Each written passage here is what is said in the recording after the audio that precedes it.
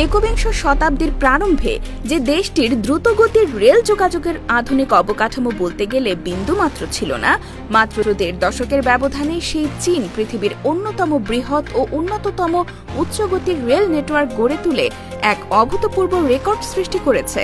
২০০৮ সালে বেইজিং অলিম্পিকের প্রাক্কালে যেখানে অল্প কয়েকটি ট্রানজিট লাইনে ট্রেন চলাচল করত, আজ সেই চীনে ৪৫,০০০ কিলোমিটারেরও বেশি দীর্ঘ বুলেট ট্রেন ট্র্যাক বিস্তৃত হয়ে আছে।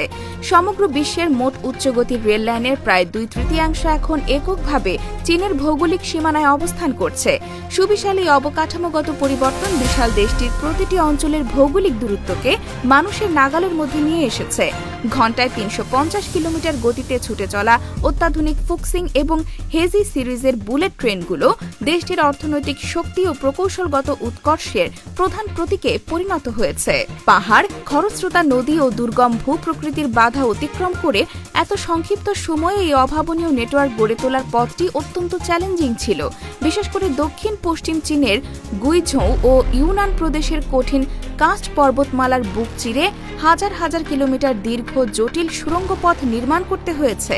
অসীম সাহসী প্রকৌশলীরা গভীর উপত্যকার উপর এমন সব বিশাল ঝুলন্ত ও কংক্রিটের সেতু নির্মাণ করেছেন যা বৈশ্বিক স্থাপত্যবিদ্যার সীমানাকে নতুন করে সংজ্ঞায়িত করেছে। উত্তরের তীব্র তুষারপাত ও -40°C হিমশীতল আবহাওয়া থেকে শুরু করে পশ্চিমের শুষ্ক মরুভূমির অতি উষ্ণ তাপমাত্রা পর্যন্ত প্রতিটি প্রতিকূল পরিবেশ সহ্য করার মতো বিশেষ মেকানিক্যাল ব্যবস্থা এই ট্রেনগুলোতে ব্যবহার করা হয়েছে। কোনো প্রকার বড় দুর্ঘটনা ছাড়াই প্রতিদিন লাখ লাখ মানুষকে গন্তব্যে পৌঁছে দেওয়ার ক্ষমতা তাদের অবকাঠামোগত নিখুঁত পরিকল্পনার প্রমাণ দেয়। গতি ও সর্বাধুনিক প্রযুক্তির দিক থেকে চীন প্রতিনিয়ত নতুন উদ্ভাবনের উন্মেষ ঘটিয়ে চলেছে। এছাড়া ট্রেনের বায়ুগতিবিদ্যার অ্যারোডাইনামিক নকশা বাতাসের ঘর্ষণ কমিয়ে দেয়, যা জ্বালানি সাশ্রয়ের পাশাপাশি দ্রুত গতি অর্জনে মুখ্য ভূমিকা পালন করে।